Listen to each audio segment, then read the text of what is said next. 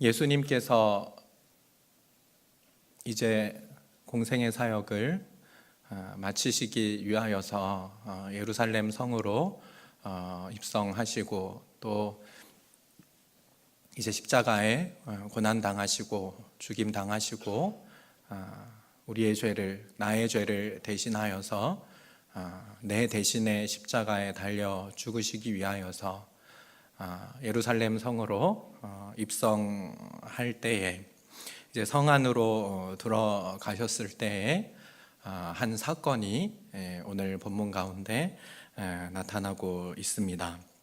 오늘 본문의 말씀에 보니 18절에 보니까 이른 아침에 성으로 들어오실 때 예수님께서 시장하셨다라고 성경이 이야기하고 있습니다. 예수님께서 아침 일찍 예루살렘 성 안으로 들어가실 때 배가 고프셨습니다. 완전한 사람이셨기 때문에 예수님은 배고픔도 느끼고 추위도 느끼고 더위도 느끼고 또 고통도 느낄 수 있으셨습니다. 배가 고프셨던 예수님께서 오늘 본문의 19절에 보니까 길가에서 한 무화과 나무를 발견하시고 그 무화과 나무로 가서 무화과 나무의 열매를 따먹고자 하셨습니다. 그 당시에 유대 율법에는 길가에 심겨진 무화과 나무의 열매는 누구든지 따먹을 수 있는 그러한 이 가난한 자들을 위한 또 이 없는 사람들을 위한 사랑의 율법이 존재하고 있었습니다. 그래서 길가에 심기어졌다라는 것은 어느 누구나 가서 따먹을 수 있는 그러한 나무의 열매였던 것입니다. 그래서 이 무화과 나무 가까이 가셔서 예수님께서는 이 나무의 열매를 따먹음으로써 시장길을 좀 해결하고자 하셨습니다. 근데 오늘 본문의 이 말씀의 배경이 되어지는 시기를 우리가 함께 살펴보아야 하는데, 오늘 본문의 말씀과도 같은 이 관점을 가지고 말씀을 기술한 마가복음, 이 같은 공관 복음서에 보면은 똑같은 사건이 기술되어져 있습니다.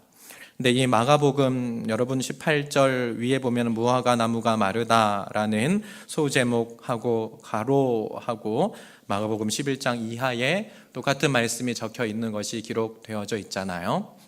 그래서 이 마가복음 11장에 있는 말씀을 보면은 예수님께서 이 무화과 나무의 열매를 따먹고자 하실 때 그 시기가 이른 시기였다라고 성경이 이야기하고 있습니다. 예수님께서 이제 십자가에 못 박히시기 위하여서 예루살렘 성으로 입성하였던 그 시기는 유월절 시기였습니다. 이 유월절 시기가 언제냐 하면은 유대 원력으로 니산월이라고 하는 이 월에 예수님께서 예루살렘 성으로 들어가신 거예요. 니산월이라고 하면 우리가 흔히 아는 원력으로는 한 4월 정도 되어지는 시기가 이 니산월, 유월절 절기 때쯤이라고 할 수가 있는 것입니다. 그런데 여러분, 원래 무화과 나무의 열매는 이스라엘에서 한 6월 정도가 되어져야 나무의 열매가 익어서 맛이 드는 시기라고 할 수가 있습니다. 그래서 6월달이 되어져야 열매가 익고 또 그 이후부터 열매를 먹을 수 있는 그러한 아주 맛있는 열매가 되어지는 것이지요. 그런데 예수님께서 이 4월밖에 안 되어지는 아주 이른 시간에 이 무화과 나무 열매를 따먹으러 지금 가신 것이지요. 그런데 가 보았더니 19절에 보니까 잎사귀밖에 아무것도 찾지 못하셨다라고 성경이 이야기하고 있습니다. 무화과 나무가 멀리 보니까 잎사귀가 아주 풍성하게 자라나 있는 거예요. 그래서 예수님께서 저기 열매가 맺혀 있겠구나 생각하시고 열매를 따먹으러 간 것이지요. 왜 그러셨냐 하면은 원래 무화과 나무의 열매가 6월달 정도에 익어서 따먹을 수 있는 시기가 되어지는 것은 맞지만, 그러나 한 4월 정도 되어지면 이미 무화과 나무의 열매는 맺혀져 있어야 합니다. 그리고 오늘 성경에서 잎사귀가 풍성한 그런 무화과 열매였다라는 것은, 원래 무화과 나무의 열매는 한 3, 4월 정도 되어지면 나무의 열매가 열리기 시작하고, 그 다음에 한 5월 정도 되어지면 잎사귀가 무성하게 되어지고, 그 다음에 한 6월 정도 되어지면은 이제 그 무화과 나무가 열매가 아주 맛있게 익게 되어지는 것이지요. 그러니까 예수님께서 지금 6월절 절기 즈음에서 니산월 이 시기 가운데에서 무화과 나무 열매를 따먹으려고 하실 때, 물론 제철은 아니지만 소위 말해서 풋과일이라고 할 수 있지요. 그래서 맛있지는 않지만, 그렇게 당도가 높지는 않지만은, 그러나 허기를 채울 수 있는, 먹을 수 있는 무화과 나무 열매가 분명히 반드시 달려 있었어야만 하는 것입니다. 더군다나 이파리가 아주 풍성하고 무성한 무화과 나무였다고 한다면 반드시 무화과 나무에 열매가 몇 개 정도는 달려 있었어야만 했던 것입니다.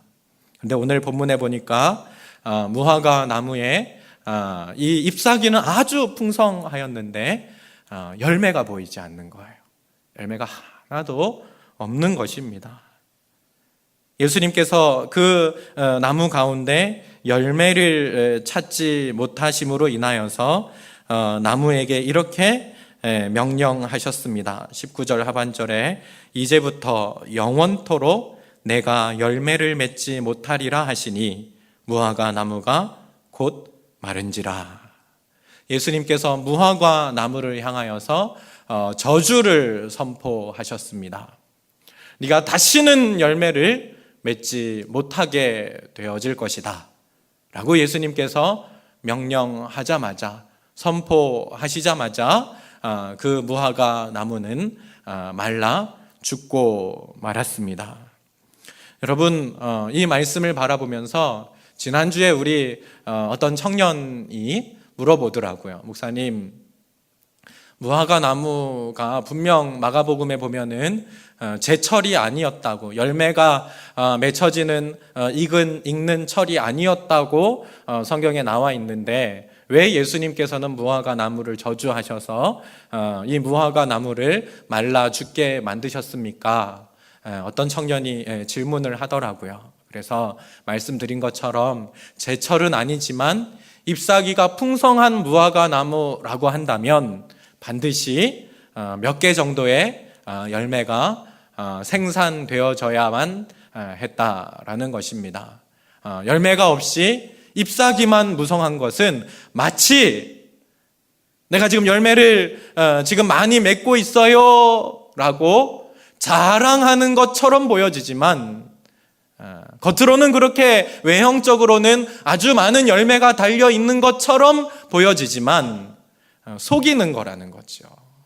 사람을 속이고 열매가 있지도 않으면서 열매 있는 척 잎사귀만 풍성하게 보이는 아주 가증스러운 나무가 이 무화과 나무다라고 예수님께서 말씀하시는 것입니다. 이 말씀은 단순히 예수님께서 무화과 나무에게 화가 나셔서 이 무화과 나무에게 화풀이를 하신 말씀이 아닙니다.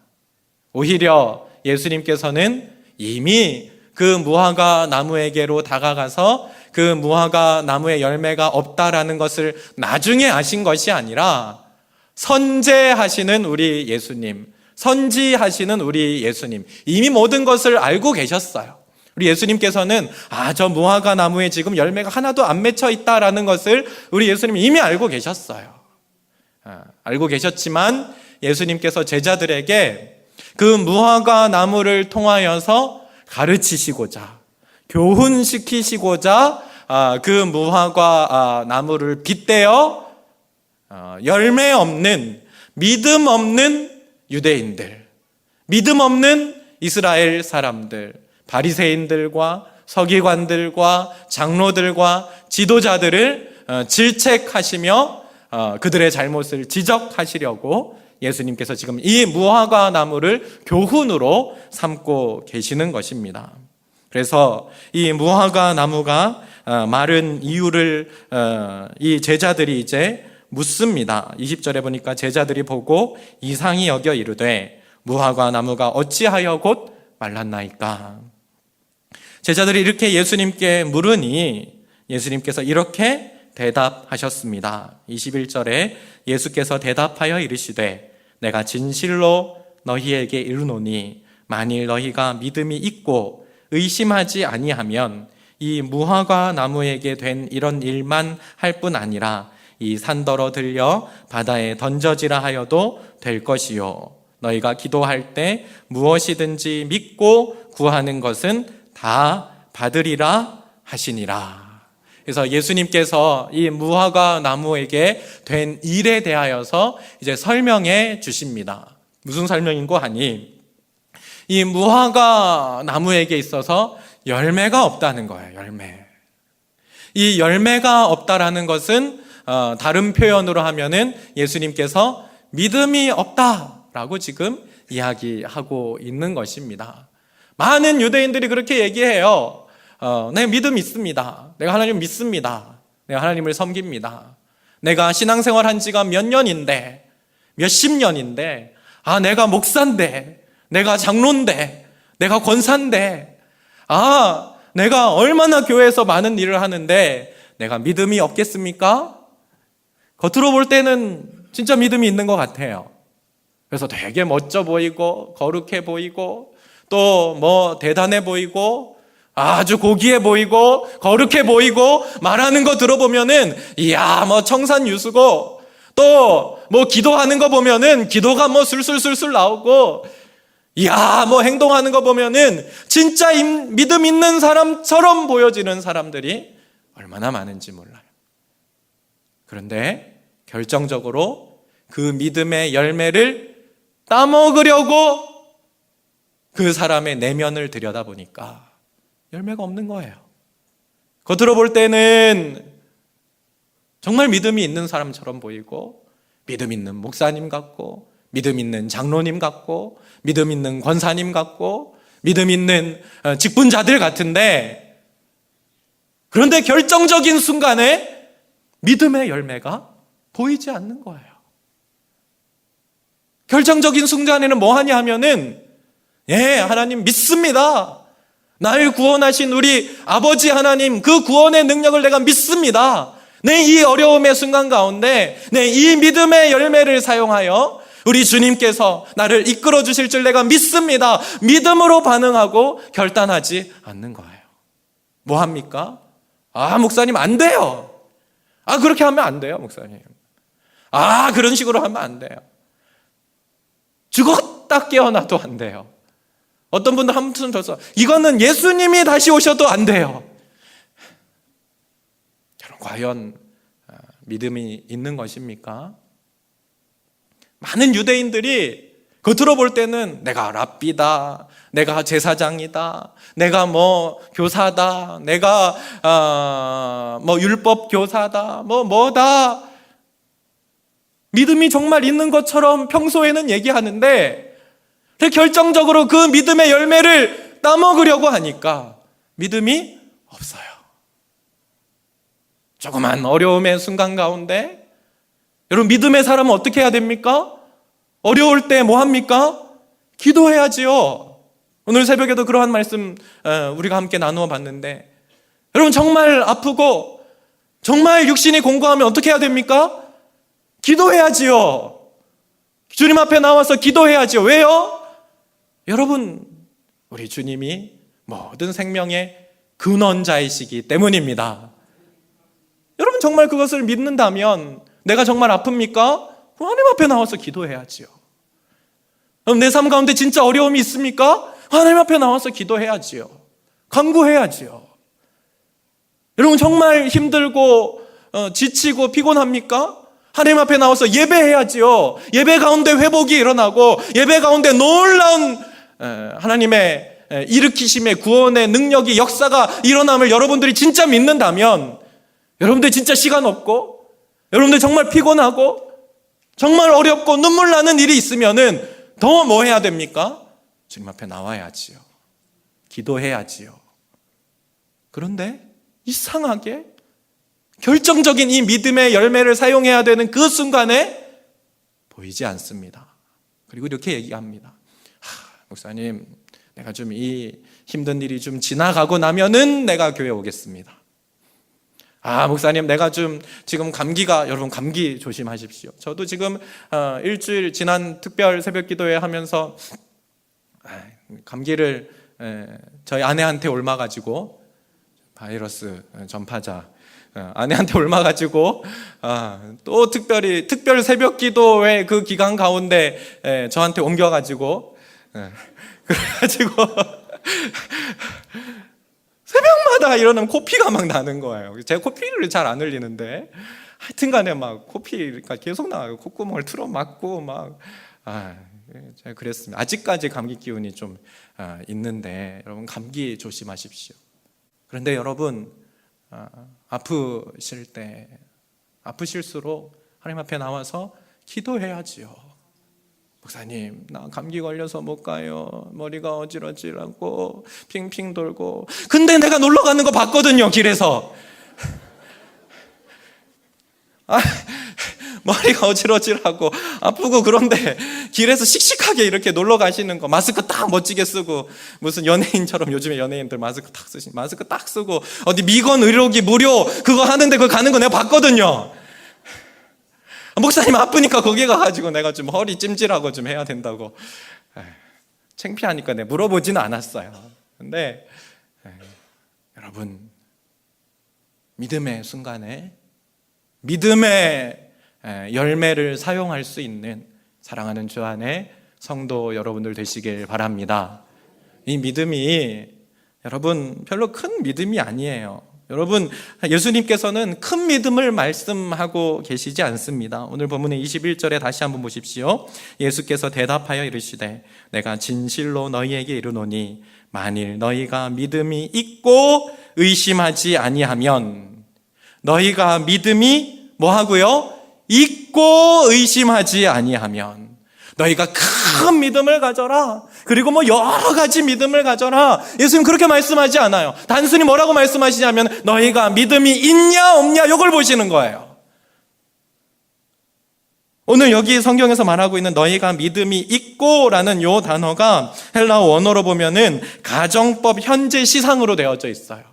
좀 어려운 이 문법인데, 가정법 현재 시상, 이게 무슨 의미냐 하면은 이런 의미예요. 이걸 너희가 믿음이 있고 라는 요 단어를, 이 문장을 그대로 가정법 현재 시상으로 해석하면, 직역하면 이런 의미입니다. 믿음을 가진다는 것은 계속적인 결단을 요구하는 것이다. 가정법 현재 시상이라고 하는 것은 계속되어지는 결단을 말하는 거예요. 현재적으로 계속해서 결단되어져야 하는 거예요. 뭐가요? 믿음이요, 믿음이. 그러니까 한번 내가 믿습니다 하고 끝나는 것이 아니라 매 순간순간마다 주여 믿습니다. 또 이 순간에도 주여 내가 믿습니다. 또 내가 이런 어려움의 순간에도 내가 여기에도 주께서 역사하실 줄 믿습니다.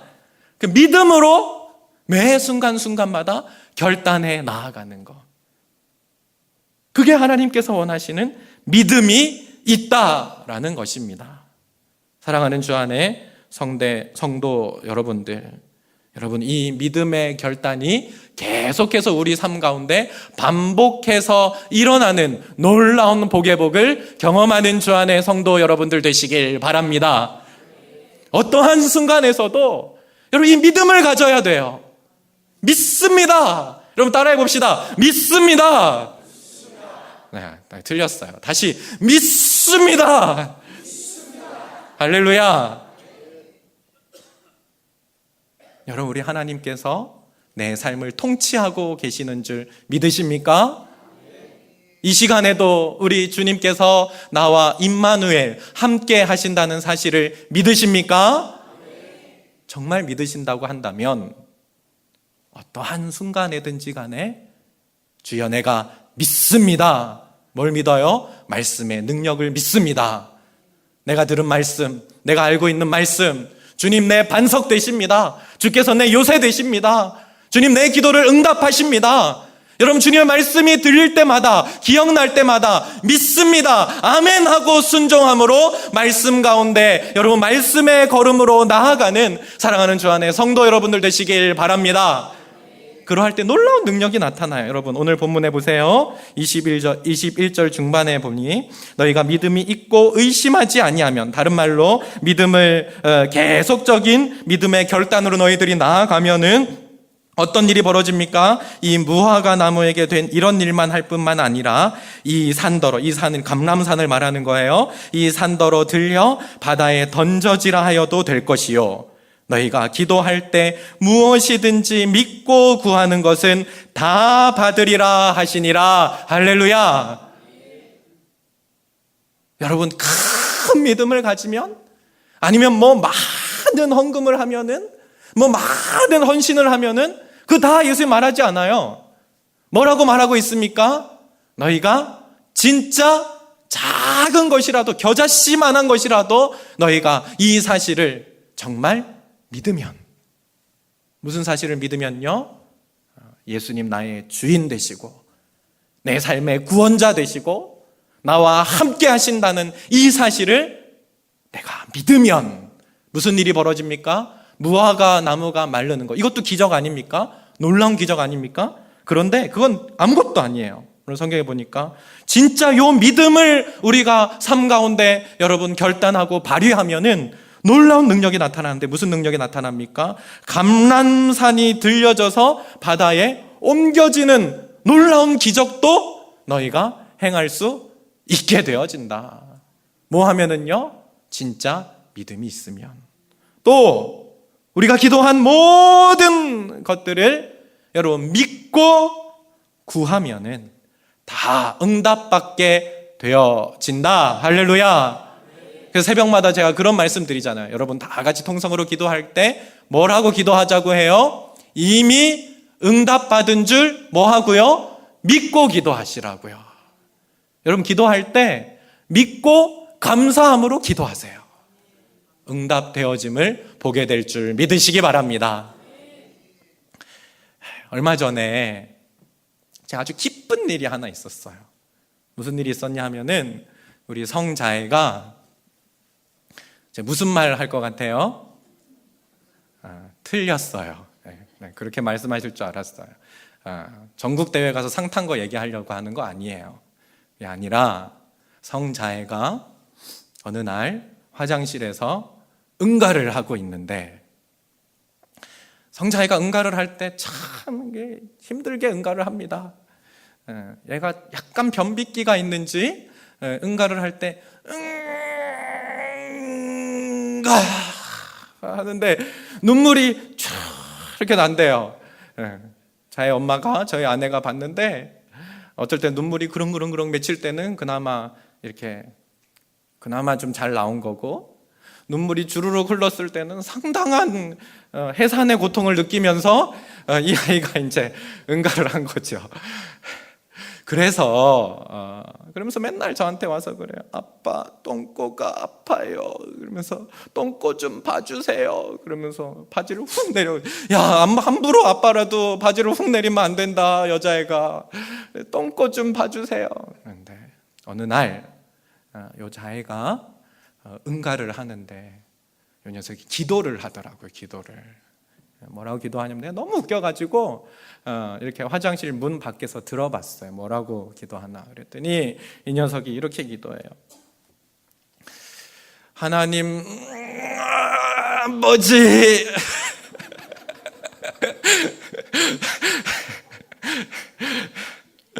자애가 응가가 나와야 되는데 똥꼬가 아프지 않게 응가가 나오게 해주세요. 얼마나 간절하게 이 녀석이 기도하는지 제가 밖에서 이렇게 듣고 있다가, 야, 내가 근래에 보기 들은 간절한 기도를 내가 들었다고. 마음속 오늘도 아까 저희 아내에게 얘기했어요. 내가 자의 응가하면서 기도하는 거 들어봤냐고. 못 들어봤다고. 그래서 나중에 한번 들어보라고. 얼마나 은혜로운지 모른다고. 그러면서 하나님께서 응가가 잘 나올 수 있게 해주실 줄 믿습니다. 그러는 거. 그러면서 그 다음 말이 또 은혜가 되는 거예요. 우리 아빠도 화장실에서 맨날 오래 있다고 엄마한테 혼나는데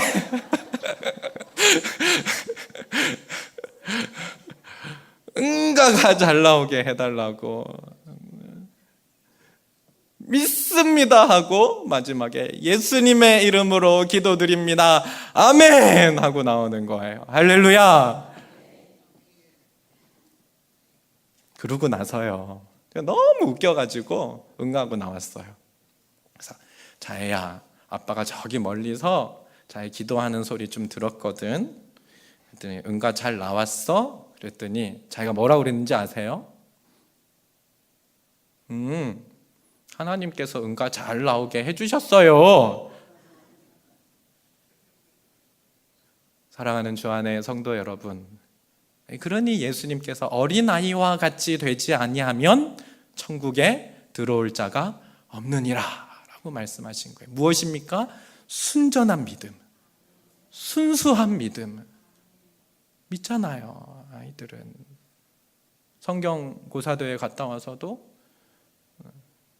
아빠, 사람들이 많았는데요, 하나님께서 도와주셔서 상 받을 수 있었어요.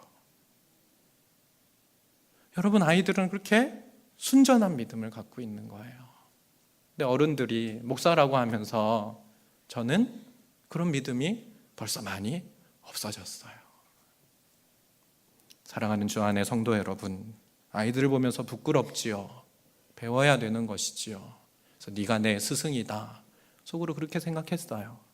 사랑하는 주 안의 성도 여러분, 우리 2017년 한 해는 하나님 우리 가운데 맡겨준 사명이나 사역이나 또 어떠한 내 삶의 요소 가운데 벌어지는 많은 일들 가운데 얼마나 여러분 믿음을 사용하셨습니까? 여러분 진짜 믿는다고 하면서 말은 뭐 목사라고 하고 장로라고 하고 이 교회 수십 년 다녔다고 하고 내가 뭐 터줏대감이라고 하고 그렇게 자랑만 하고 목소리만 높았지, 여러분 진짜 믿음을 사용해야 될 때 여러분 진짜 믿음을 사용하셨습니까? 2018년 한 해 여러분 진짜 믿음을 사용하는 사랑하는 주 안의 성도 여러분을 되시길 바랍니다. 그 믿음 가운데 놀라운 산을 옮기는 놀라운 주님의 능력을 경험하게 될 줄 믿으시기 바랍니다. 기도하는 모든 것들 응답 받으실 줄 여러분 믿으시기 바랍니다. 믿음으로 감사하고 믿음으로 기도하고 믿음의 결단으로 여러분 말씀 가운데 순종하며 나아갈 때 그 말씀의 놀라운 능력을 경험하게 되어지고 그 말씀의 능력으로 여러분 감사하고 찬양하며 은혜로 살아가는 사랑하는 주 안의 성도들 되시길 바랍니다. 우리 함께 기도하겠습니다.